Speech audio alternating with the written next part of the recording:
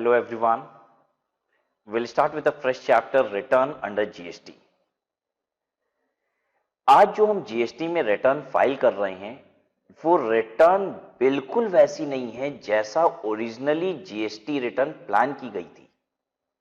जब GST 1 जुलाई 2017 को आया था तो रिटर्न के नंबर्स, रिटर्न के फॉर्म्स कुछ और ही थे, लेकिन आज हम ऑल टुगेदर डिफरेंट GST के रिटर्न फाइल कर रहे हैं। पता है इसके पीछे कारण क्या है? Non compliance. इनफैक्ट गवर्नमेंट ने जो GST के रिटर्न का मैकेनिज्म बनाया था वो बड़ा ही स्मूथ मैकेनिज्म बनाया था। मतलब ऐसा रिटर्न बनाया गया था जिसमें व्यापारी को कुछ करना ही नहीं है, बहुत आसानी से रिटर्न फाइल हो जाएगा। लेकिन व्यापारी कुछ भी नहीं किए ना। गवर्नमेंट ने कहा कि देखो बहुत कम करना है, रिटर्न तो अपने से फाइल हो जाएगा, लेकिन व्यापारी वो भी नहीं किए और मजबूरन गवर्नमेंट को वो रिटर्न फॉर्म्स चेंज करने पड़े और नए रिटर्न लाने पड़े जो आज हम फाइल कर रहे हैं। और ऐसा भी होगा, देखिएगा, जिस दिन कंप्लायंस रेट GST की बढ़ जाएगी, लोग टाइमली रिटर्न वगैरह फाइल करना शुरू कर देंगे, गवर्नमेंट वापस से स्विच हो जाएगी उस ओरिजिनली थॉट रिटर्न पे जो लाया गया था GST में। आज के GST रिटर्न के अगर फॉर्म्स को हमें समझना होना तो ओरिजिनल GST का रिटर्न भी हमें समझना पड़ेगा। अगर हम वो समझेंगे तभी समझ पाएंगे कि आज GST का रिटर्न ऐसा क्यों है, क्योंकि हमें पता चल जाएगा अच्छा पब्लिक ये नहीं की, व्यापारी ने ऐसा नहीं किया, इस वजह से गवर्नमेंट ने ये चेंज किया और ऐसा रिटर्न बना दिया। तो आज के रिटर्न को अगर हमें बेहतर ढंग से समझना है तो हमें वो रिटर्न समझना होगा जो गवर्नमेंट ने प्लान किया था, जो रिटर्न लाया गया था जब GST इंट्रोड्यूस हुआ था। तो आइए छोटी सी स्टोरी हम लोग सुनते हैं उस GST रिटर्न की जो ओरिजिनली प्लान की गई थी। क्या आज ये रिटर्न्स हैं? नहीं, आज ये रिटर्न्स नहीं है। इनमें से कुछ रिटर्न हैं भी, लेकिन अभी फिलहाल आप ये मानिए कि मैं एक पुरानी स्टोरी सुना रहा हूं जिसका आज कोई लेना देना नहीं है। ठीक है, फिर मैं बता दूंगा कि इस स्टोरी में से कितनी चीज आज भी लागू है। तो we are learning chapter returns और इसमें सबसे पहले आपको एक वर्ड सिखाएंगे, सबमिट और फाइल। इन दोनों में डिफरेंस। इन दोनों में डिफरेंस क्यों? क्योंकि GST के पहले जो कानून हमारे देश में चल रहा था उसमें सबमिट और फाइल दोनों का मतलब एक ही होता था। हम कुछ भी बोल सकते हैं, मैंने रिटर्न सबमिट कर दी, मैंने रिटर्न फाइल कर दी, दोनों एक ही बात थी। लेकिन GST में सबमिट का मतलब कुछ और होता है और फाइल का मतलब कुछ और होता है। और मैं आपको बता दूं, GST में आपको रिटर्न फाइल करना होता है। क्या करना होता है? फाइल करना होता है। तो आप पूछेंगे सर ये सबमिट फिर है क्या चीज? GST में क्या है ये सबमिट? पहले तो सबमिट का मतलब ही फाइल होता था और फाइल का मतलब सबमिट होता था। हम दोनों कह सकते थे GST आने के पहले हम कुछ भी कह सकते थे। आज के जमाने में सबमिट का मतलब क्या है? GST रिजीम में सबमिट का मतलब क्या है? देखिए, जब हम GST के फॉर्म को फिल करते हैं ना तो बीच बीच में हमें सेव करते रहना होता है। आप पूछोगे सर बीच बीच में क्यों सेव करते हैं? अच्छा, मान लीजिए लैपटॉप आप फिल कर रहे हैं इंफॉर्मेशन और तब तक में आपकी बैटरी लो हुई और लैपटॉप बंद हो गया, तो बताइए जितना डाटा आपने सेव किया सब उड़ गया कि नहीं? और मेरे ऑफिस में तो ऐसा ही होता है। ठीक है, उनको इंफॉर्मेशन भर रहे हैं तो इतनी लगन के साथ भरते हैं कि बैटरी डिस्चार्ज हो गई, उनको पता भी नहीं चलता है और लैपटॉप चलते चलते बंद हो जाता है उनका। तो जितना डाटा आपने फीड किया था ना वो फिर से करना पड़ेगा।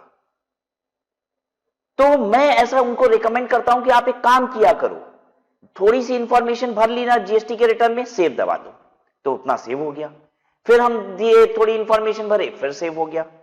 ठीक है, या बीच में फ्लक्चुएशन आई या किसी वजह से मान लो नेट डिस्कनेक्ट हो गया, हो सकता है कि नहीं? नेट पता चला डिस्कनेक्ट हो गया, जितनी इंफॉर्मेशन फीड किए थे वो सेव नहीं हो पाई। तो GST की रिटर्न जब हम भरते हैं ना तो हम बीच बीच में सेव दबाते रहते हैं। ठीक है, जब आप सारी इंफॉर्मेशन भर लेते हैं तो फाइनल सेव जो आप करते हैं उसको कहा जाता है सबमिट। आया समझ? सबमिट का मतलब क्या होता है? जब हमने सारी इंफॉर्मेशन फाइनली भर ली तो हम उसे करते हैं सबमिट। लेकिन सबमिट करने से क्या रिटर्न आपकी फाइल हो गई? नहीं, इंफॉर्मेशन फाइनल हो गई, आप ये कहते हो। When you are submitting the information is final, but have you send it to GST department? क्या आपने जीएसटी को भेज दिया? नहीं, मैंने भेजा नहीं है। बस मैं ये कह रहा हूं कि ये जो डाटा मैंने फीड किया ये फाइनल हो गया। अब इसके बाद आपको करना होता है डिजिटली साइन, या फिर आप आधार ओटीपी से वेरीफाई करते हैं, तब जाके रिटर्न क्या होता है? फाइल हो जाता है। Now the return is filed. तो आप ऐसे समझ लीजिए, फाइनल इंफॉर्मेशन जो हम सेव करते हैं ना before digitally signing the return, it is called submission of return, वो होता है submit. And when you have signed the return, it is called return is filed. और जीएसटी में आपको रिटर्न फाइल करनी होती है। अगर आपने सबमिट किया तो इसका कोई मतलब नहीं है, इसका कोई मतलब नहीं है। फाइल करेंगे तभी वो डेट मानी जाएगी। नाउ अब हम बात करते हैं कि जब जीएसटी आया था तो रिटर्न कैसे प्लान किए गए थे। बड़ा सुंदर मैकेनिज्म था, इतना अच्छा था कि शायद अगर ये होता तो बड़ा स्मूथ चल रहा होता जीएसटी। लेकिन वो सिस्टम ऐसा था कि हम मान के चले कि व्यापारी बहुत ही कंप्लायंस में स्ट्रांग होंगे, वो कानून का बड़ा अच्छा पालन करेंगे। लेकिन ऐसा हुआ नहीं भारत में, जिसकी वजह से सरकार को वो रिटर्न बदलने पड़े। क्योंकि वहां पे क्या हो रहा था, किसी और की नॉन कंप्लायंस की वजह से कोई और सफर कर रहा था। जीएसटी का पालन एक्स नहीं कर रहा था और सफर वाई कर रहा था। गवर्नमेंट ने कहा यह सिस्टम तो नहीं चल पाएगा, गलती कोई और करे और रोना किसी और को पड़े, ऐसा कैसा कानून। और इसलिए वो पुराने फॉर्म्स को हटाया गया और नया फॉर्म लाया गया। आइए उस पुराने फॉर्म को समझते हैं। उसमें था जीएसटीआर 1, जीएसटीआर 2 और जीएसटीआर 3। मैं इसको बहुत शॉर्ट में समझाऊंगा क्योंकि ये पुरानी बात है, बस आपको सिस्टम समझना है, ये रिटर्न के फॉर्म्स नहीं समझने, क्योंकि ये तो एक्टिव ही नहीं है। जीएसटीआर 1 थी सेल की रिटर्न, हालांकि ये रिटर्न आज भी लागू है। 2 और 3 आज नहीं है, ये दोनों हट गए हैं। कानून में आज भी लिखा हुआ है, कानून में तो आज भी लिखा हुआ है, जीएसटी एक्ट में तो लिखा ही हुआ है ये रिटर्न। जीएसटीआर 1 सेल की रिटर्न, अब मैं पुरानी बात कर रहा हूं इसलिए कहूंगा कि सेल की रिटर्न थी। जीएसटीआर 1 गवर्नमेंट ने बनाई थी सेल की रिटर्न, कि इसमें हर व्यापारी अपना सेल बताएगा। ठीक है, सेल भी बताने के दो तरीके होंगे। जितने B2B सेल होंगे, B2B मतलब बिजनेस टू बिजनेस सेल, ठीक है, रजिस्टर्ड बंदे को जो आप सेल कर रहे हो, तो वो आप बताओगे इनवॉइस वाइज। और जितनी B2C सेल होगी वो बताना है कंसोलिडेटेड, मतलब इकट्ठा। अब B2B इनवॉइस वाइज जब बताओगे तो कैसे बताओगे? आप ऐसे बताओगे, आप बताओगे इनवॉइस नंबर, इनवॉइस डेट, फिर पार्टी का जीएसटी नंबर, ठीक है, टैक्सेबल वैल्यू, जीएसटी इस पे कितना, टोटल वैल्यू कितना। ठीक है, तो अब मैंने क्या किया, ध्यान से सुनिएगा। मैं जब अपनी सेल की रिटर्न भर रहा हूं तो मैं इनवॉइस वाइज सारी डिटेल डाल रहा हूं, जितनी B2B इनवॉइसेस है सबका जीएसटी नंबर यहां पढ़ते जा रहा है, जिसने मुझसे माल खरीदा है। एक बात बताइए, अब मेरी बात समझिए, मैंने जिससे जिससे माल खरीदा सबने अपनी सेल की रिटर्न भर दी। मैंने जिससे जिससे माल खरीदा सबने अपनी सेल की रिटर्न भर दी। तो क्या मेरा परचेज गवर्नमेंट को पता हो गया? हां, क्योंकि जब भी कोई सेल की रिटर्न भर रहा है तो मेरी सेल जो उसने मुझे बेचा है वो मेरे जीएसटी नंबर के साथ यहां पे फिल कर रहा है। इसी तरीके से मैंने जिस जिस व्यापारी से माल खरीदा है सबने अपनी सेल की रिटर्न भरी। तो जब सबने अपनी सेल की रिटर्न भरी तो मेरी परचेज ऑटोमेटिकली पता चल गई सरकार को। अब सरकार क्या करती है, सबकी परचेज को इकट्ठा कर देती है, एक जगह कर देती है। अब यहां पे जिसकी जिसकी परचेजेस है, ये जो सेल है ये एक व्यापारी ने तो सेल फाइल की, ठीक है, लेकिन ये किसी ना किसी की तो क्या है, परचेज है, तो उसके ये परचेज में चली जाएगी इन जीएसटीआर 2A। गवर्नमेंट ने ये सिस्टम बनाया कि हर कोई अपनी सेल के रिटर्न फाइल करो, और सेल के रिटर्न से हम क्या बना देंगे, जीएसटीआर 2A बना देंगे, जीएसटीआर 2A बना देंगे, जिसमें सबको अपनी परचेज दिखाई देगी। यानी मुझे अपनी परचेज सरकार को नहीं बतानी, सरकार के लिए तुम्हारी परचेज राज अग्रवाल हमको पता है, तुमने जिससे जिससे माल खरीदा है ना, सबने अपनी सेल बताई है ना, तो इससे पता चल गया तुम्हारी परचेज कितनी है। कितनी सुंदर बात। सरकार ने कहा सब कोई अपनी सेल बताओ। कब बताओ, अगले महीने की 10 तारीख को। गवर्नमेंट ने ये कहा अगले महीने की 10 तारीख को सब कोई अपनी सेल बता दो, ठीक है। और जैसे ही सब कोई अपनी सेल बता देगा तो सबकी परचेज तैयार हो जाएगी, कैसे, जीएसटीआर 2A में हो जाएगी कि नहीं। अब जीएसटीआर 2A में सरकार ने कहा कि देखो अब तुम्हारी परचेज ऐसे दिखाई देगी। अब मैंने अपनी परचेज देखी, कैसे दिखाई दे रही है, दिखाई दे रहा है इनवॉइस नंबर इतना, डेट इतना, इस सप्लायर से, सप्लायर का नाम दिखाई दे रहा है, उसका जीएसटी नंबर दिखाई दे रहा है, और टैक्सेबल वैल्यू कितने का माल लिए हैं और कितना उस पर जीएसटी पे किए, ये दिखाई दे रहा है।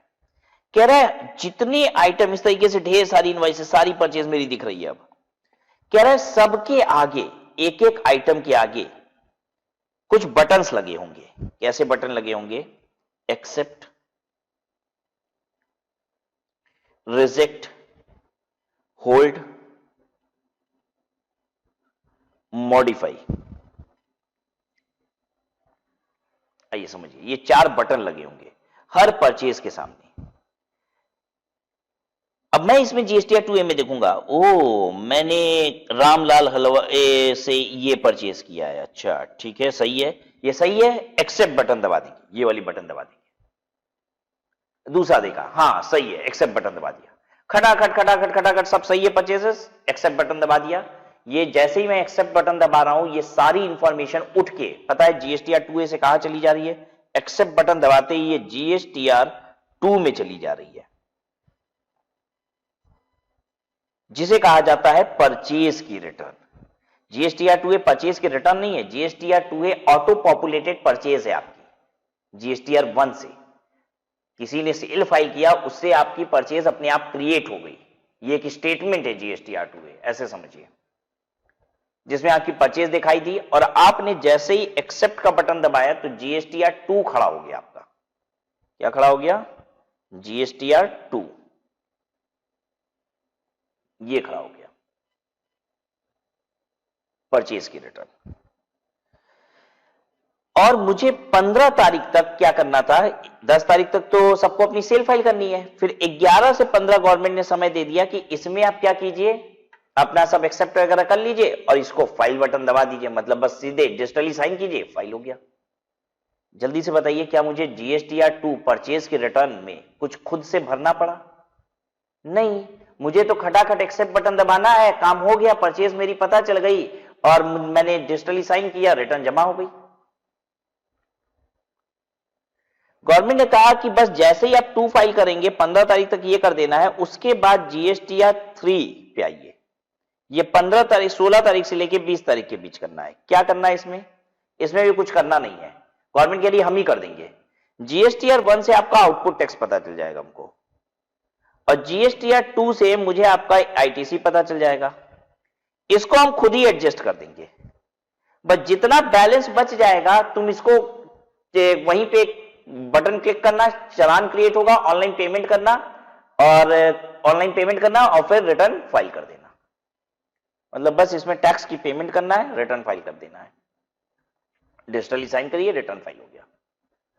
मतलब गवर्नमेंट ने कितना प्यारा मैकेनिज्म बनाया था कि जीएसटी में कुछ करना नहीं है, सिर्फ आप अपनी सेल बताओ, परचेज अपने से तैयार होगा, आप एक्सेप्ट बटन दबाना, परचेज की रिटर्न क्रिएट हो जाएगी, उसको फाइल कर देना, फिर उसके बाद जीएसटीआर 3 भरना होगा, जिसमें भी कोई मेहनत नहीं करनी है।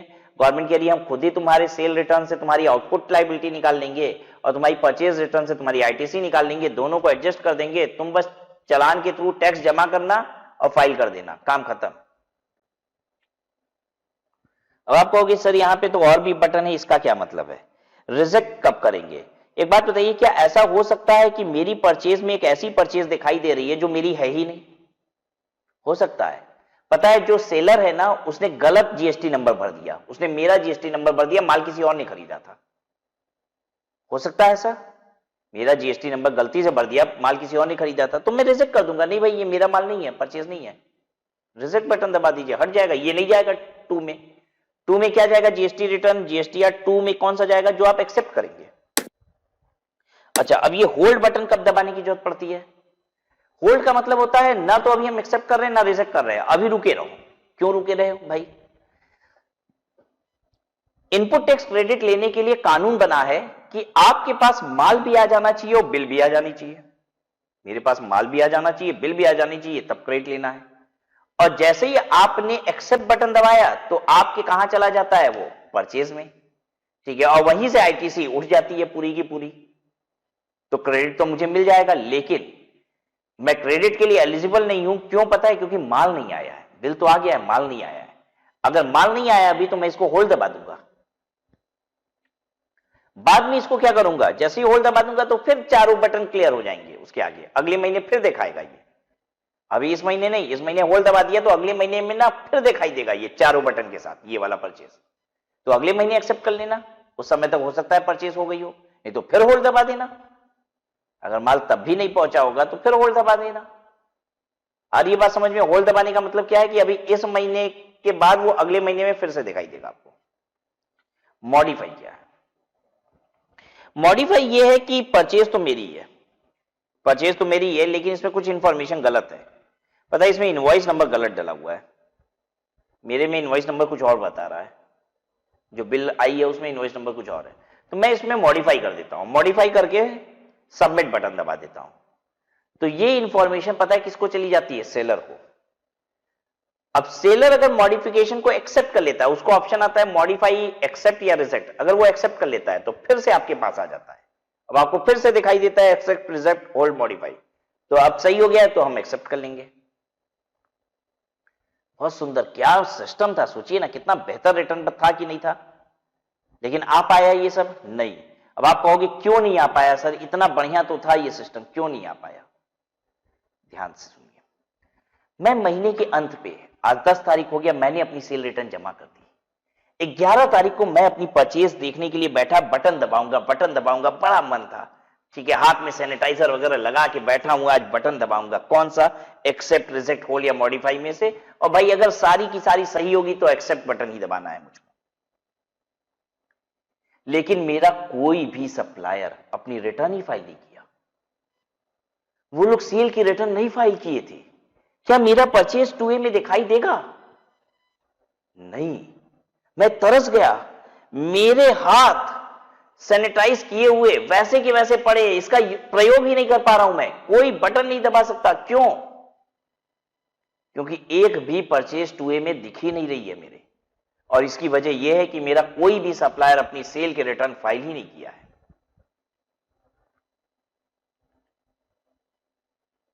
मेरा 11 तारीख से 15 तारीख निकल गया, ये देखते देखते आंखें गड़ा के देख रहे हैं, ठीक है, चश्मे को साफ कर करके देख रहे हैं कि भाई कुछ तो दिख जाए, मेरे 2A में दिखाई नहीं दिया। 11 से 15 बीत गई, आ गया समय जीएसटीआर 3 का। और गवर्नमेंट कह रही है जीएसटीआर 3 में तो हम क्या करेंगे, तुम्हारी सेल रिटर्न उठाएंगे और परचेज से आईटीसी उठाएंगे। परचेज तो ठीक ही नहीं थी, 2 तो मेरा है ही नहीं कुछ।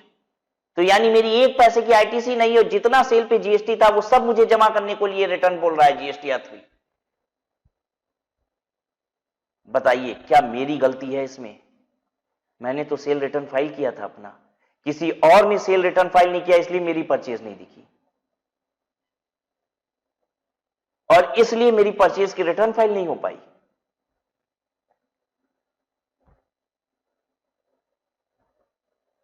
हुआ ना गलत मेरे साथ? तो गवर्नमेंट ने कहा यह चल नहीं पाएगा। क्यों नहीं चल पाएगा? क्योंकि अगर परेशानी यह होती कि 100 में से 90 लोग कर रहे हैं, 10 लोग नहीं कर रहे हैं सेल रिटर्न, चल जाता। 80 लोग कर रहे हैं, शायद तब भी सरकार चला लेती। लेकिन शायद 10 में 5 लोग रिटर्न फाइल कर रहे थे, 95 नहीं कर रहे थे।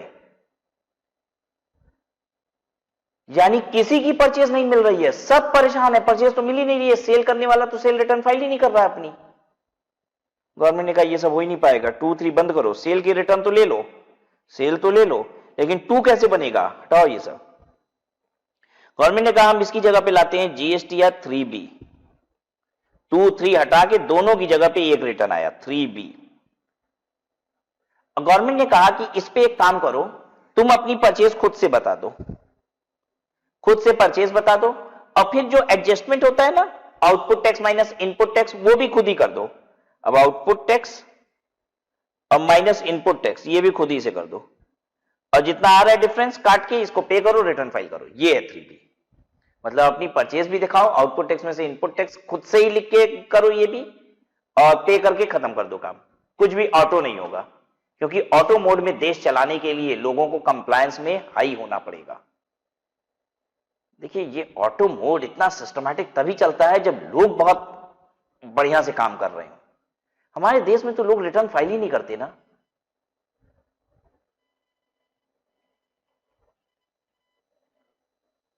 राइट?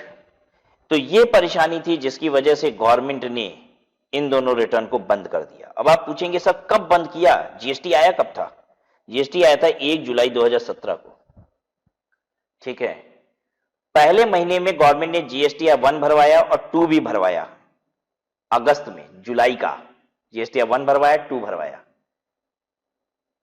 गवर्नमेंट ने भरवाया, बोला कि भरो, किसी ने भरा नहीं, किसी ने भरा नहीं।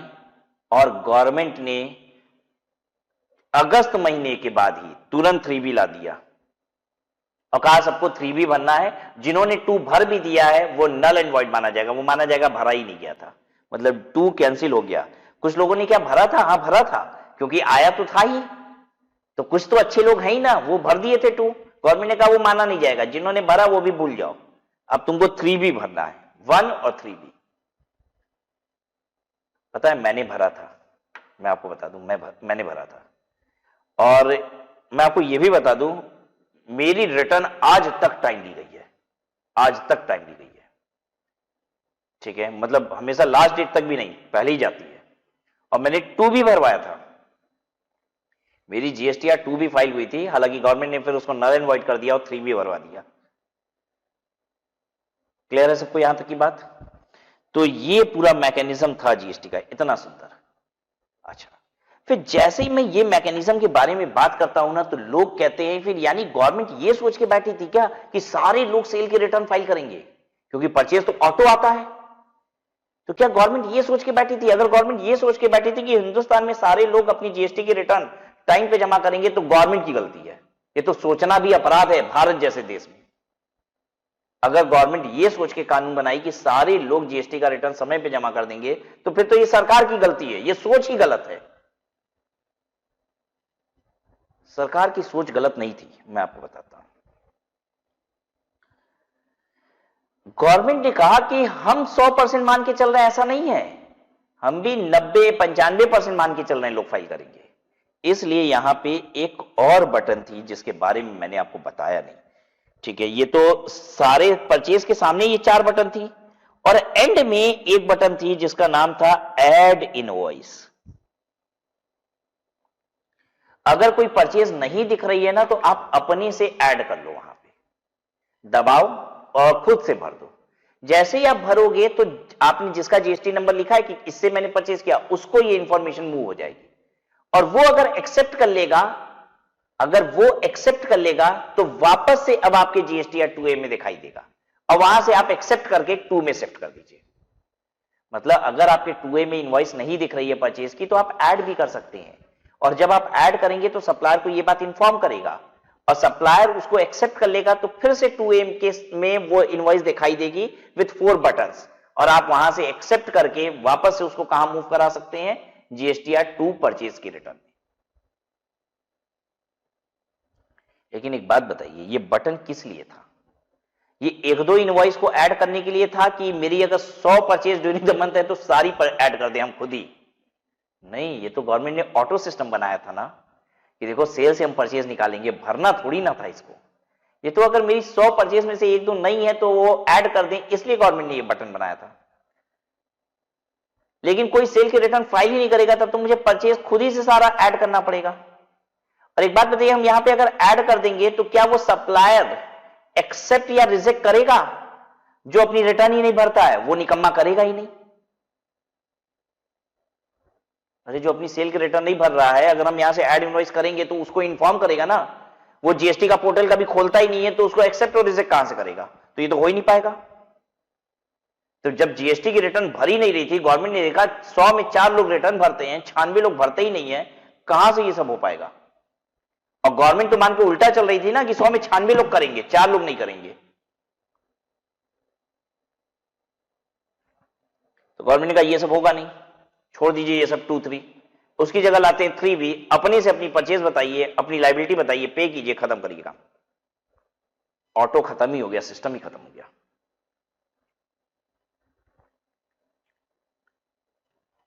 अब मैं आपको एक बात और बताता हूं। पता है, आपको पता है कि ई इनवॉइसिंग आने वाली है। ये ई इनवॉइसिंग का मकसद क्या है, इसका ऑब्जेक्टिव क्या है? What is the objective of E invoicing? Basically E invoicing का मकसद यह है कि जैसे ही आप पोर्टल पे जीएसटी के बिल बनाएंगे तो वो अपने आप आपकी सेल की तरह रिकॉर्ड हो जाएगा, तो आपको सेल की रिटर्न भी फाइल करनी नहीं पड़ेगी। और जैसे ही आपका सेल रिकॉर्ड हो जाएगा, किसी ना किसी का परचेज रिकॉर्ड हो जाएगा, तो आपकी जीएसटीआर 1 ऑटो बनेगी, तो सबकी जीएसटीआर 2 ऑटो बनेगी, और जीएसटीआर 2 ऑटो बनेगी तो 3B ऑटो बनेगी। ये मकसद है ई इनवॉइस का, कि जो लोग इनवॉइस काट दे रहे हैं मैनुअल और फिर उसके बाद वो रिटर्न नहीं भर रहे हैं, तो ई इनवॉइसिंग कर देंगे तो बिल जैसे बनेगी वैसे ही रिटर्न भी तो तैयार है, सेल तो रिकॉर्ड हो ही रही है आपकी, कुछ करना थोड़ी ना है।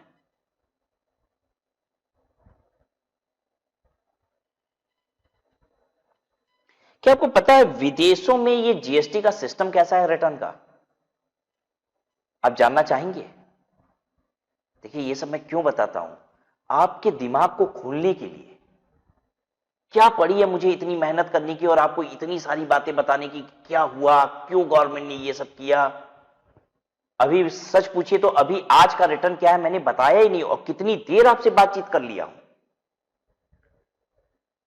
चलिए आपको बताता हूं कि विदेशों में जीएसटी का मैकेनिज्म क्या है। पता है वहां सिस्टम ही नहीं है रिटर्न का।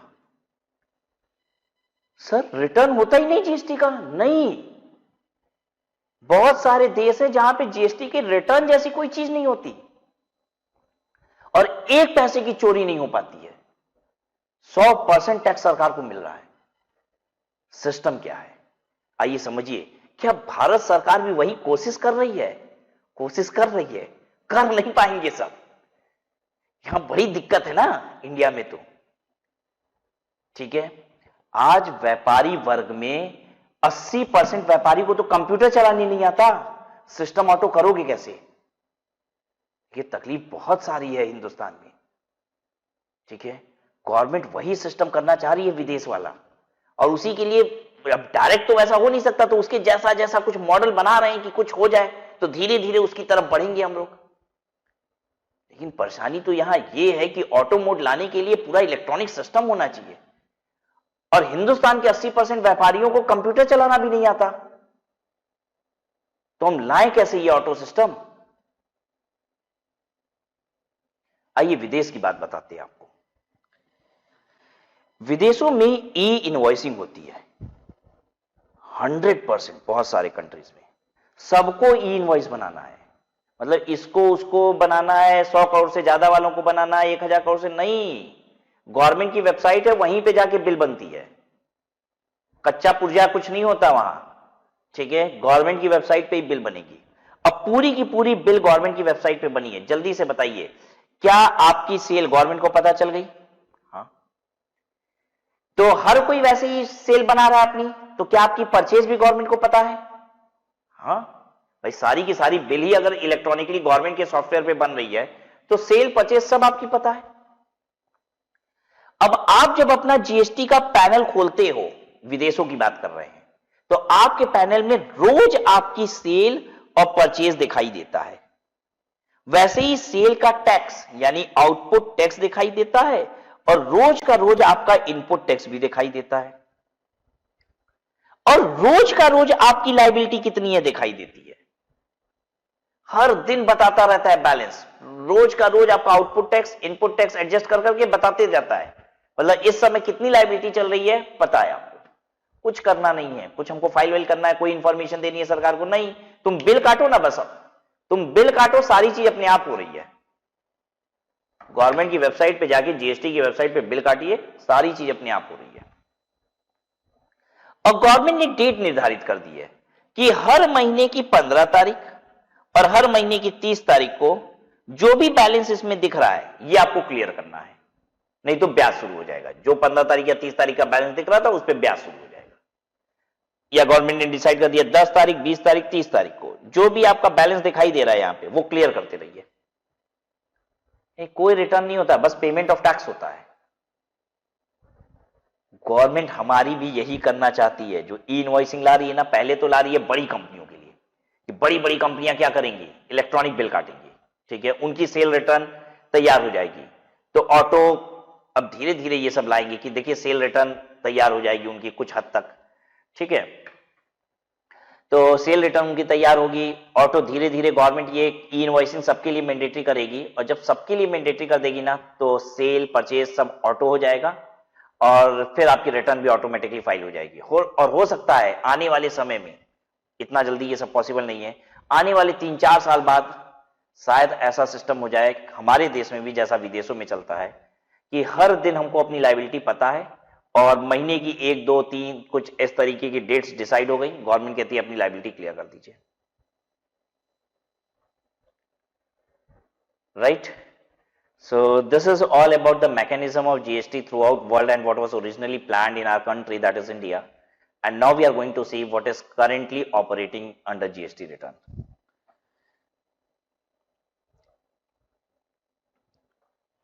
The various returns prescribed in the GST Act read with GST return rules are as follows. GSTR1. GSTR1 is sale की रिटर्न, और ये आपको फर्निश करनी होती है, furnishing details of outward supplies, मतलब सेल की रिटर्न। ये कब जमा करनी है? 11th of the succeeding tax period. कुछ लोगों को ये रिटर्न क्वार्टरली जमा करनी होती है, कुछ को मंथली। जिनका टर्नओवर 1.5 करोड़ रुपए तक का था लास्ट ईयर, जिनका टर्नओवर लास्ट ईयर 1.5 करोड़ रुपए तक का था, वो करंट ईयर में GSTR1 क्वार्टरली फाइल करते हैं, और जिनका टर्नओवर लास्ट ईयर 1.5 करोड़ रुपए से ज्यादा था उनको रिटर्न मंथली फाइल करनी होती है GSTR1, ठीक है। तो 11th of the succeeding tax period का मतलब क्या है? जिनको मंथली फाइल करनी है वो अप्रैल का 11 मई को जमा करेंगे, मई का 11 जून को जमा करेंगे। लेकिन जिनका टर्नओवर पिछले साल 1.5 करोड़ रुपए तक था तो वो करंट ईयर में क्वार्टरली जमा करेंगे रिटर्न सेल की, तो अप्रैल मई जून की 11 जुलाई को जमा करेंगे, फिर जुलाई अगस्त सितंबर की 11 अक्टूबर को जमा करेंगे, ठीक है। तो बस याद रखिए GSTR1 सेल की return, 11th of the succeeding tax period. अच्छा, अब जैसे ही GSTR1 होगा इससे ऑटो पॉपुलेट होकर GSTR2A बन जाएगा। क्या 2A से परचेज बनाया जा रहा है? नहीं, क्योंकि 2A में सारी चीज दिखती ही नहीं, हम क्या करें, बड़ी मजबूरी है हमारी, लोग सीरियल रिटर्न जमा करते नहीं है जिससे 2A ठीक से बनता नहीं है। लेकिन 2A बन रहा है कि नहीं? हाँ, 2A बनाया जा रहा है। ये ऑटो पॉपुलेटेड इंफॉर्मेशन आपको दिखाई देगी जीएसटी के पोर्टल पे। इसके 4 पार्ट हैं 2A के, part A, part B, part C, part D. जिनके भी पेरेंट्स बिजनेसमैन हैं, आप अपने पेरेंट्स से जीएसटी नंबर लेके लॉगिन कर लीजिएगा, ठीक है, और अपने पेरेंट्स को बोल दीजिएगा कुछ करेंगे नहीं आप, ठीक है, और करिएगा भी मत उसमें, बस वेबसाइट खोल के देख लीजिएगा लॉगिन करके, ठीक है, तो आपको आइडिया हो जाएगा ये सबका। Part A, part B, part C, part D. Part A में क्या होता है? जो मैंने बताया ना कि जो सेल होती है वो ऑटो पॉपुलेट होके GSTR1 में आ जाती है, वो होती है पार्ट ए में दिखाई देती है, वो GSTR2A के पार्ट ए में दिखाई देती है। जो हमने परचेजेस किया वो यहां दिखाई देगी। अब होता है ISD भी आपको काट काट के बिल देती है, ISD से भी बिल मिलती है। जो मुझे ISD से बिल मिलती है ना, वो पता है कहां पड़ी होती है? GSTR2A के पार्ट बी में। वो भी तो मेरी परचेज ही है, उसकी भी तो ITC लेनी है। तो GSTR2A में वो चीज आपको मिलता है जिसके रिस्पेक्ट में आपको क्रेडिट मिल जाएगी, मतलब वो आपकी एसेट है एक तरीके से, आप समझिए। ठीक है, तो जीएसटीआर 2A में परचेज आपकी आ गई पार्ट ए में। पार्ट बी में क्या आ गया? आईएसडी की इनवॉइस। पार्ट सी में क्या आता है?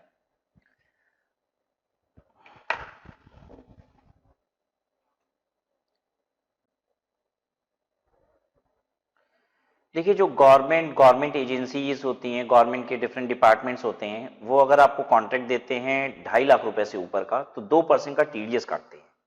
ठीक है, और वो टीडीएस काट के अपनी रिटर्न फर्निश करते हैं, जिसमें ये बताते हैं कि मैंने इस जीएसटी नंबर का इतना टीडीएस काटा है।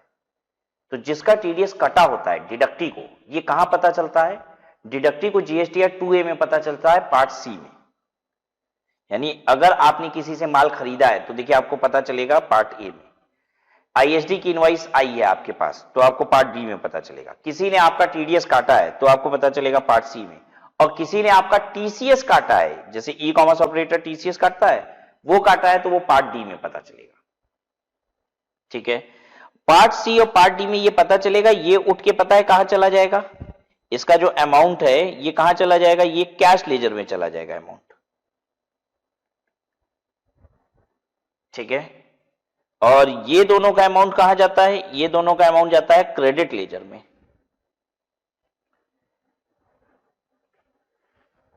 जीएसटी पोर्टल पे आपके 3 लेजर मेंटेन होते हैं, cash ledger, credit ledger, liability ledger. तो पार्ट ए और पार्ट बी वाला तो आपका क्रेडिट लेजर में चला जाएगा, क्रेडिट ले लीजिएगा, और ये कैश लेजर में चला जाएगा। टीडीएस टीसीएस जो अमाउंट काट के डिडक्टर और ईसीओ जमा करते हैं वो आपके कैश लेजर में जाता है। ठीक है, अब ये बात रही जीएसटीआर 2 की, तो इसको लिख दीजिए सस्पेंडेड, ये तो अभी चल ही नहीं रहा है। ठीक है, जीएसटीआर 3 ये भी लिख दीजिए सस्पेंडेड, बंद चल रहा है। फिर जीएसटीआर 3B है ये बच्चों, ये ए नहीं है, ये 3B है, करेक्शन कर लीजिए। और जब तक 2 और 3 चालू नहीं हो जाता, इसके बदले में 3B को चालू किया गया है। और ये कब तक जमा करना है? तो इसको जमा करना होता है अगले महीने की 20 तारीख या फिर 22 तारीख या फिर 24 तारीख। 20 तारीख नहीं है, ये कुछ स्टेट में 20 तारीख डेट है, कुछ में 22 है, कुछ में 24 है। अब आपको हो गया ऐसा क्यों? एक्चुअली होता क्या है, हिंदुस्तान में हर कोई रिटर्न जमा करता है एकदम आखिरी दिन। अब जैसे अगले महीने की 20 तारीख को आपको 3B जमा करनी होती है, तो 90% हिंदुस्तान अपनी रिटर्न 20 तारीख को ही जमा करता है। और जब इतने सारे लोग रिटर्न जमा करने लग जाते हैं तो जीएसटी की वेबसाइट क्रैश हो जाती है। ठीक है, और फिर लोग क्या करते हैं, अपने ट्विटर पे, फेसबुक पे लिखते हैं जीएसटी वेबसाइट क्रैश, भारत सरकार धाराशाही। ठीक है, जीएसटी का लोड नहीं संभाल पाती हमारी भारत सरकार। ठीक है, बस हम व्यापारियों को परेशान किया जाता है, ये सब डालना शुरू कर देते हैं। ठीक है, उधर गवर्नमेंट देख रही है, मोदी जी देख रहे हैं ये क्या नाटक चल रहा है। सारे के सारे 20 तारीख को ही रिटर्न फाइल करते हैं। अरे तुमको 1 तारीख से 20 तारीख पूरा इतना समय दिया गया है। हालांकि 1 तारीख से 20 तारीख पॉसिबल नहीं है, मैं आपको अभी थोड़ी देर बाद बताऊंगा, अभी नहीं बताऊंगा। ठीक है, 20 तारीख को रिटर्न जमा करना होता है, 11 तारीख से आप 20 तारीख तक कभी भी कर सकते हो। मैं फिर से रिपीट करता हूं, जैसे जुलाई की रिटर्न जमा करनी है तो क्या डेट है, आखिरी डेट 20 अगस्त। ठीक है, लेकिन 20 अगस्त तो आखिरी डेट है ना, क्या 20 अगस्त को जमा करना जरूरी नहीं? आप 11 तारीख से लेकर 20 तारीख तक कभी भी जमा कर सकते हो। ठीक है, अब आप पूछोगे सर 11 से 20 ही क्यों, 1 अगस्त को ही क्यों नहीं? तो वो अभी नहीं समझ पाओगे, थोड़ा इंतजार करो, तसल्ली रखो, बता देंगे। ठीक है, मैं चाहता नहीं हूं अभी दूसरी जगह घुसूं। तो 11 तारीख से 20 तारीख के बीच में आप कभी भी रिटर्न जमा कर सकते हो। तो भाई 11 को कर लो, 12 को कर लो, 13 को कर लो, 20 को ही क्यों करोगे? लेकिन 90% इंडिया रिटर्न किस दिन फाइल करेगा? 20 अगस्त को ही करेगा। ये वैसे सिस्टम ही है हमारे देश में। ठीक है, जब तक आखिरी दिन नहीं आएगा ना, कोई काम नहीं करेगा। क्योंकि हमारे यहां सिस्टम ये है, आज करी सो काल कर, काल करी सो परसों, इतनी जल्दी क्या है प्यारे जब जीना है बरसों।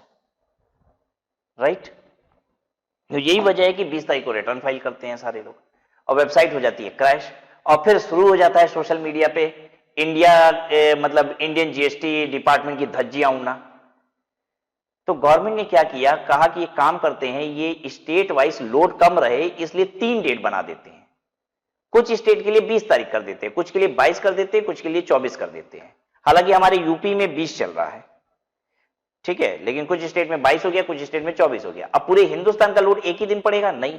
अब देखिए सब करेंगे तो आखिरी दिन ही, तो कुछ लोगों के लिए 20 आखिरी तारीख हो गई, कुछ की 22 हो गई, कुछ की 24 हो गई, तो अब वेबसाइट पे लोड कम रहेगा और वेबसाइट क्रैश नहीं करेगी। तो सरकार की जो धज्जियां उड़ती थी ना वो नहीं उड़ेंगी, बस इसके लिए 3 डेट किया गया है। तो अब 20, 22, 24 का कारण पता है, सोशल मीडिया है। आपको बता दें, ये सोशल मीडिया पे जो भारत सरकार की इतनी धज्जियां उड़ रही थी जीएसटी को लेके, जीएसटी पोर्टल को लेके, उसका समाधान किया गया है कि चलो 3-3 डेट देते हैं।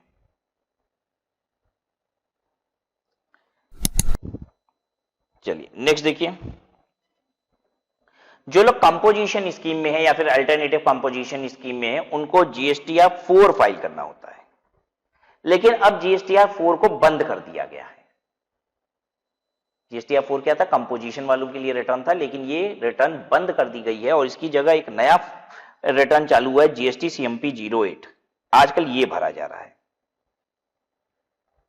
तो याद रखिएगा, 4 वैसे तो कंपोजिशन का रिटर्न था, लेकिन फिलहाल बंद चल रहा है और उसकी जगह एक नया रिटर्न बना दिया गया है, जीएसटी सीएमपी 08, और आजकल ये भरवाया जा रहा है। आने वाले समय में ये वापस जिंदा होने वाला है, बाद में बताएंगे, अभी बताएंगे नहीं क्यों, ठीक है।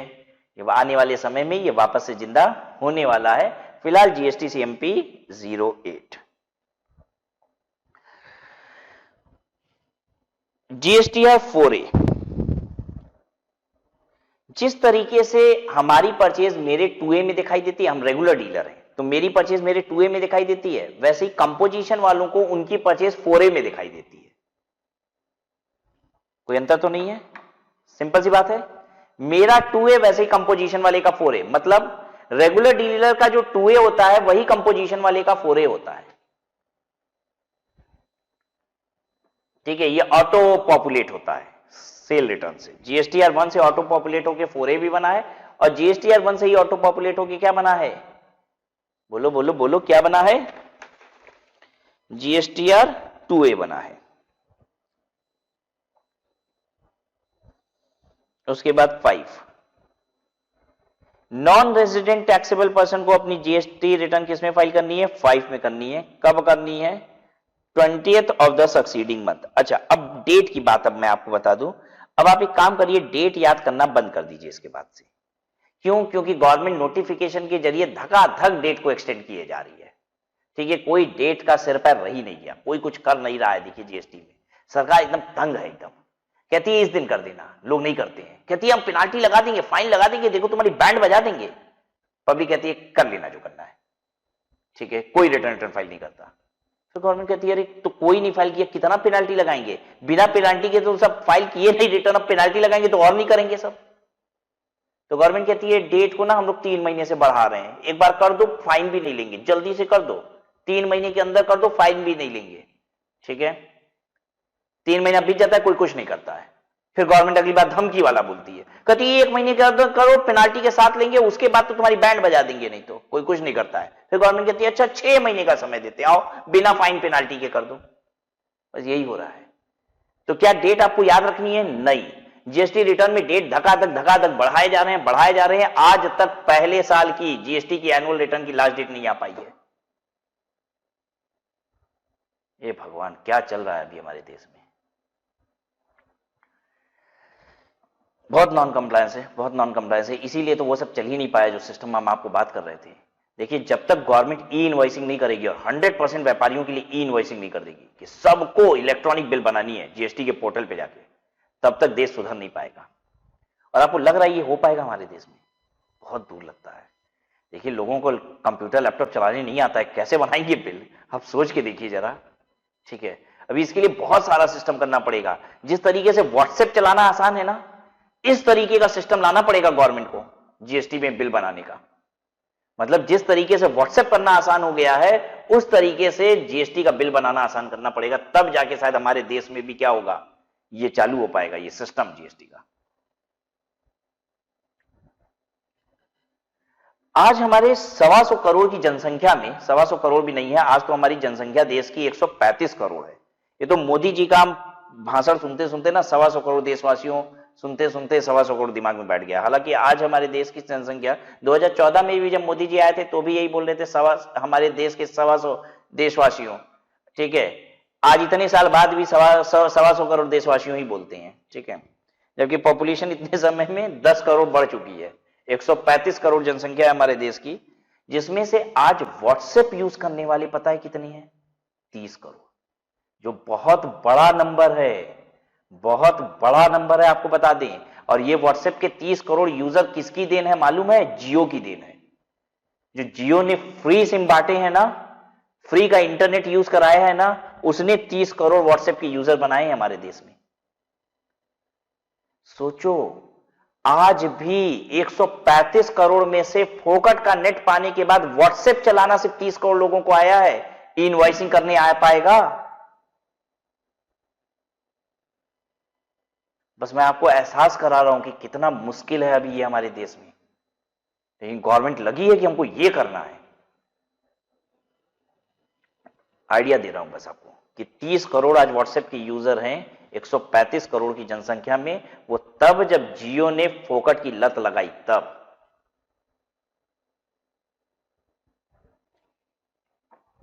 चलिए देखिए, तो GSTR 5 non resident taxable person के रिटर्न है 5A। OIDAR वालों को भी रिटर्न फाइल करना पड़ता है। हाँ, जो OIDAR सर्विसेज देते हैं इंडिया के बाहर वाले, इंडिया में अनरजिस्टर्ड रेसिपेंट्स को, तो उनको अपनी रिटर्न फाइल करनी होती है जीएसटीआर 5A में। ये OIDAR वालों की रिटर्न है। जीएसटीआर 6 क्या है? Return to be furnished by input service distributor. ये आईएसडी की रिटर्न है। आईएसडी वाले रिटर्न जमा करेंगे जीएसटीआर 6 में। 5 में नॉन रेजिडेंट, 5A में OIDAR, 6 में आईएसडी। 6A क्या है? 6A बिल्कुल वैसा ही है जैसे 2A 4A था। आईएसडी को अपनी परचेज कहां दिखाई देगी? 6A में। आईएसडी भी तो किसी से खरीद के लाया है, तो जब वो सेल रिटर्न अपनी फाइल करेगा तो आईएसडी को भी तो उसकी परचेज दिखाई देगी। कहां दिखाई देगी? 6A। आओ बच्चों, तुम्हें सुनाए बड़ी सुंदर सी बात। 2A, 4A, 6A, ये तीनों एक ही हैं। ये तीनों एक है। 2A, 4A, 6A, दो का पहाड़ा ऐसे याद रखो। 2, 4, 6, बीच में आया था 5A। 5A अलग है, दुश्मन, वो अलग है। 5A अलग है। 2A, 4A, 6A तीनों एक जैसे हैं। 2A क्या है?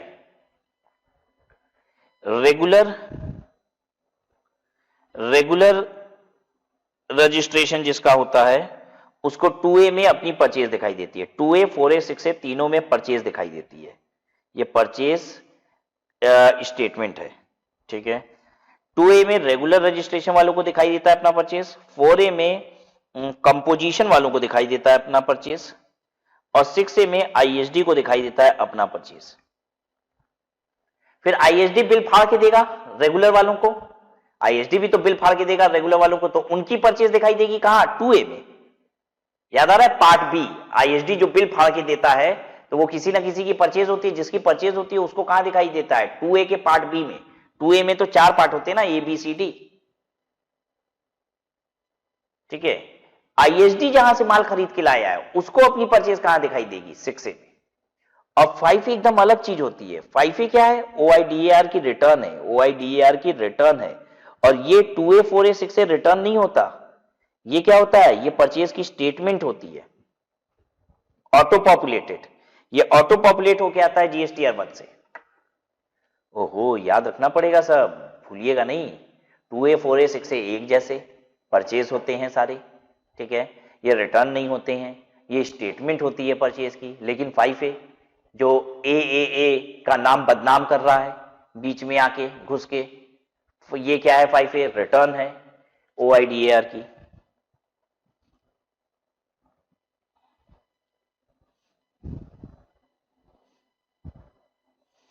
Now GSTR 7,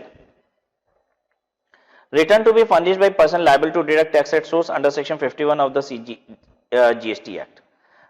ये सेक्शन 51 किसका है? ये टीडीएस काटने का सेक्शन है।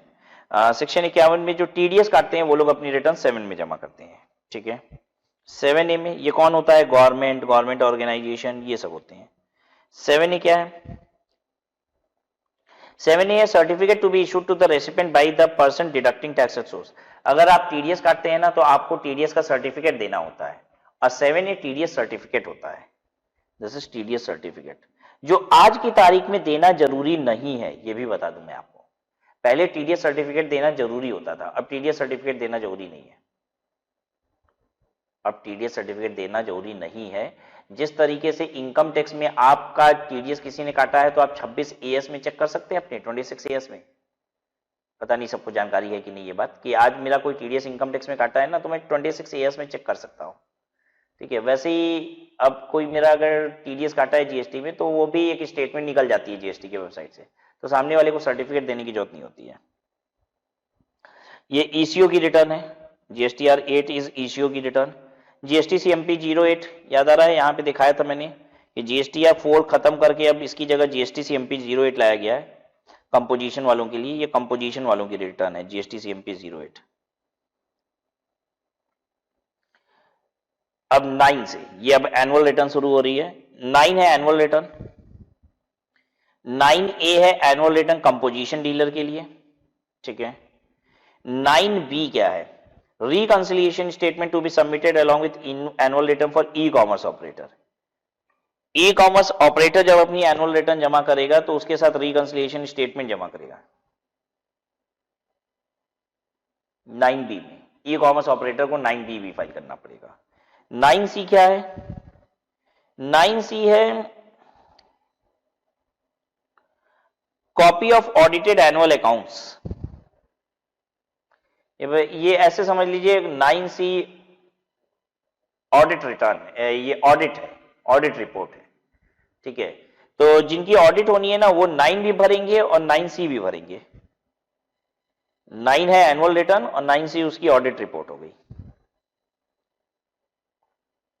ठीक है, 10 क्या होता है, final return. What is final return, अगर आप जीएसटी का रजिस्ट्रेशन कैंसिल करा लेते हो तो एक आखिरी रिटर्न आपको भरनी होती है, that is called final return. ध्यान दीजिएगा, एनुअल रिटर्न भी भरनी पड़ेगी। एनुअल रिटर्न साल भर की रिटर्न होती है, और फाइनल रिटर्न का मतलब होता है कि ये एक आखिरी रिटर्न, जब भी आप जीएसटी कैंसिल कराते हो तो फाइनल रिटर्न फाइल करनी पड़ती है। ठीक है, और फाइनल रिटर्न फाइल करने के बाद क्या एनुअल भी फाइल करनी है? हाँ, एनुअल रिटर्न भी फाइल करनी है। फाइनल रिटर्न में दूसरी चीज होती है। देखिए फाइनल रिटर्न में क्या होता है मैं आपको बताऊं।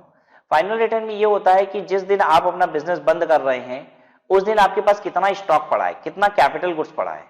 वो इसलिए ताकि आपकी क्रेडिट रिवर्स करा सके, कि जितना माल पड़ा हुआ है तो उसकी क्रेडिट तो वापस हो जानी चाहिए ना। तो एंड जो फाइनल रिटर्न होता है उसमें क्रेडिट रिवर्स कराने के लिए इंफॉर्मेशन ली जाती है बस। और ये कब तक करना होता है? 3 month from the date of cancellation. Cancellation से 3 महीने के अंदर अंदर। एनुअल रिटर्न की डेट देखिए सभी जगह पे 31 दिसंबर थी, ये डेट याद रखिएगा। ठीक है, हालांकि ये एक्सटेंड हुए जा रही है 31 December of the subsequent year कहता है। ठीक है, 3 months from the date of cancellation or order of cancellation whichever is earlier, from the date of cancellation or order of cancellation whichever is earlier। कभी कभी कैंसिलेशन का order आ जाता है, cancellation certificate आपको बाद में मिलता है। ठीक है, तो ऑर्डर आ गया या कैंसिलेशन सीधे आ गया, whichever is earlier, वहां से मतलब 3 महीना फ्रॉम द कैंसिलेशन। जीएसटीआर 11 क्या है? वो याद है, एम्बेसीज, मेहमान नवाजी। उन मेहमानों को क्या करना पड़ता है कि उनको हम जीएसटी वापस देते हैं, तो उनको भी अपनी एक रिटर्न फर्निश करनी पड़ती है जीएसटीआई 11 में। और ये बहुत सिंपल सी रिटर्न है। देखिए जो परचेज उनकी होती है ना वो तो खुद ही दिखाई देती है। ठीक है, और उनको बस एक्सेप्ट कर लेना होता है, हाँ ये उनकी परचेज है ना, बस। अब गवर्नमेंट जितना टैक्स बनता है उतना रिफंड कर देती है। इसमें भी एक्सटेंशन चल रही है तो डेट याद नहीं रखेंगे हम लोग, बस ये याद रखते हैं जीएसटीआर 11 जो है वो यूआईएन वालों को फाइल करनी होती है। ठीक है, बिजनेस जिनका की एग्रीगेट टर्नओवर 1.5 करोड़ तक था पिछले साल, उनको क्वार्टरली जीएसटीआर 1 फाइल करनी है, बाकी को मंथली फाइल करनी होती है। अब एक बात सुनिएगा, पिछले साल मेरा टर्नओवर 1.5 करोड़ रुपए था, तो मुझे क्वार्टरली जीएसटीआर 1 फाइल करनी है। मैंने क्वार्टरली फाइल करना शुरू कर दिया अप्रैल मई जून की जुलाई में, जुलाई अगस्त सितंबर की अक्टूबर में। लेकिन अक्टूबर में मेरा टर्नओवर अब क्रॉस कर गया 1.5 करोड़ रुपए। तो अब आगे से मंथली फाइल करें या क्वार्टरली कंटिन्यू रखना है? तो ध्यान दीजिएगा, क्वार्टरली कंटिन्यू रखना है। पिछले साल का टर्नओवर 1.5 करोड़ से कम था ना, तो इस पूरे साल क्वार्टरली ही फाइल करना है आपको। एक्चुअली आपको क्वार्टरली रिटर्न फाइल करना है जीएसटी की कि एनुअली मंथली फाइल करना है, ये आपको ऑप्शन मिलता है साल के बिगनिंग में, अप्रैल महीने में, और जो ऑप्शन आप सेलेक्ट कर लेते हैं पूरे साल वैसे ही कंटिन्यू करना पड़ता है। जिसका टर्नओवर पिछले साल 1.5 करोड़ से ज्यादा था तो उसे तो मंथली ही करना पड़ेगा। जिसका टर्नओवर 1.5 करोड़ से कम था ना, उसको ये ऑप्शन देता है तुमको मंथली करना है कि क्वार्टरली करना है, क्योंकि वहां पे क्वार्टरली भी पॉसिबल है। तो अगर हम चाहें, पिछले साल 1.5 करोड़ से कम टर्नओवर था फिर भी हम मंथली फाइल करना चाहें तो हम कर सकते हैं, फिर भी हम मंथली करना चाहें तो कर सकते हैं, और क्वार्टरली करना चाहें तो क्वार्टरली कर सकते हैं। लेकिन अब बीच में अगर 1.5 करोड़ से टर्नओवर क्रॉस भी कर गया कोई फर्क नहीं पड़ता, अब पूरे साल जो ऑप्ट किया वैसे ही चलेगा। 2 और 3 अभी बंद रहेगा, मालूम है हमको।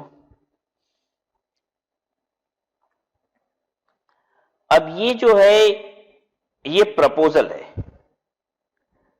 ठीक है, हालांकि ये लॉ में इंसर्ट कर दिया गया है लेकिन इसका इफेक्टिव डेट अभी अनाउंस नहीं किया गया है।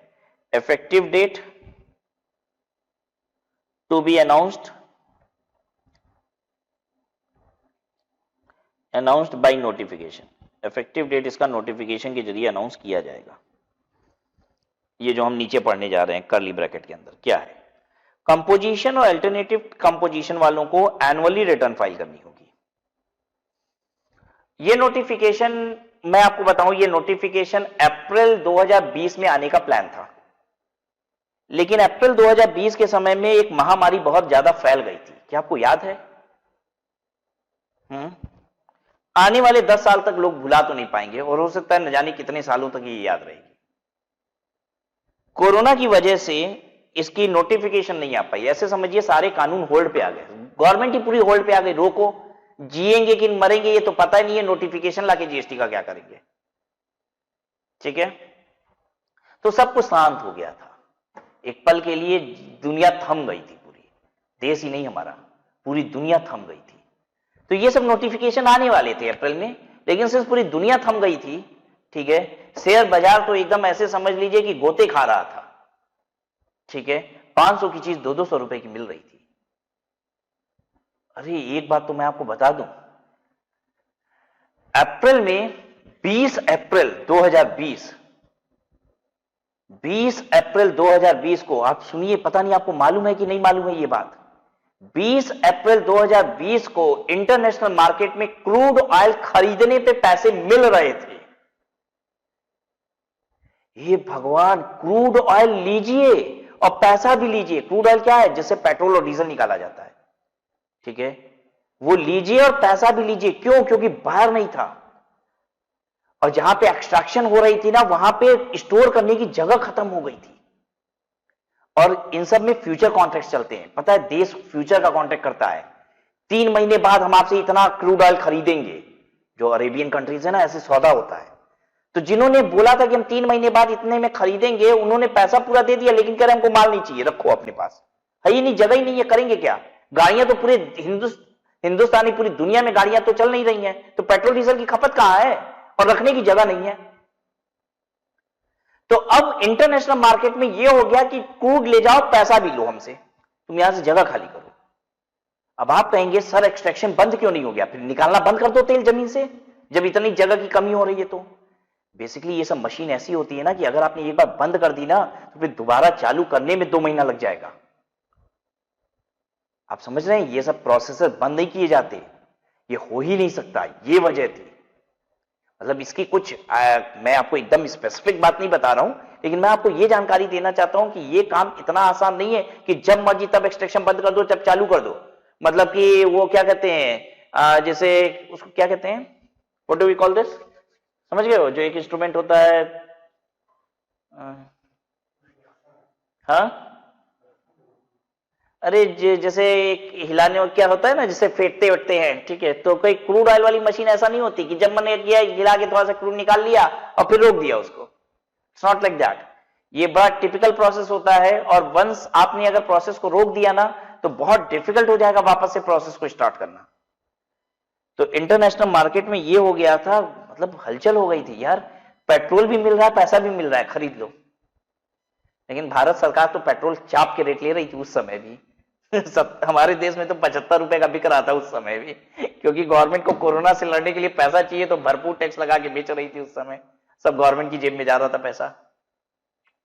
और इंटरनेशनल मार्केट में तो फोकट से भी नीचे का हो गया ना, फोकट का मतलब होता है जीरो में मिल रहा है, जीरो में तो ही ना मिल रहा था, वहां तो पेट्रोल लीजिए पैसा लीजिए, राइट। तो इस वजह से कोई भी नोटिफिकेशन नहीं आई, बस ये बताना चाहते थे। आइए, कंपोजिशन टैक्स पेयर और अल्टरनेटिव कंपोजिशन वालों को रिटर्न एनुअली फाइल करना होगा और पेमेंट क्वार्टरली करना होगा। अभी ये लोग रिटर्न कैसे फाइल करते हैं कंपोजिशन वाले? क्वार्टरली। लेकिन गवर्नमेंट ने कहा कि अब हम लोग इसको क्या करेंगे, एनुअल कर देंगे और एक नोटिफिकेशन लाएंगे, उस दिन से ये इफेक्टिव हो जाएगा। पेमेंट लेकिन उनसे क्वार्टरली ले लिया करेंगे। The special procedure for furnishing return and payment of tax has been prescribed for the following person. किनके लिए? जो लोग कंपोजिशन में है और या फिर जो लोग अल्टरनेटिव कंपोजिशन में है, ठीक है। इनसे हम लोग स्टेटमेंट लेंगे in prescribe form containing details of self assessment tax for every quarter. Her quarter में हम इनसे टैक्स ले लिया करेंगे by 18th of the month succeeding the quarter.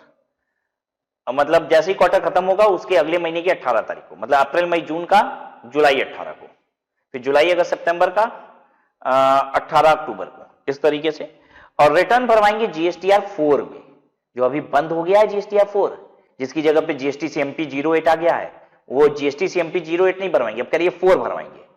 और कब भरवाएंगे? साल में एक ही बार भरवाएंगे, तो पूरे फाइनेंशियल ईयर खत्म होने के बाद जो अगला 30 अप्रैल आएगा वहां पे भरवाएंगे। मतलब फाइनेंशियल ईयर 20-21 का अगर भराना है तो हम कब भरा रहे हैं? फाइनेंशियल ईयर 20-21 का 30 अप्रैल 2021 तक। अब लेट्स सी कि ये इफेक्टिव कब से होता है। कि आपको पढ़ना है? बिल्कुल पढ़ना है, क्योंकि ये लॉ में तो इंसर्ट हो गया है। गवर्नमेंट ने तो बस ये कहा है ना कि नोटिफिकेशन लाएंगे तो उस डेट से इफेक्टिव हो जाएगा, ये रिटर्न भरना शुरू हो जाएगा। लॉ में इंसर्ट हो गया ये, हाँ लॉ में इंसर्ट हो चुका है ये, ठीक है। तो चलिए एक बार की क्लास हम लोग यहीं पे स्टॉप करते हैं, आगे नेक्स्ट क्लास में हम लोग आगे की बात करेंगे आपसे। Will stop here.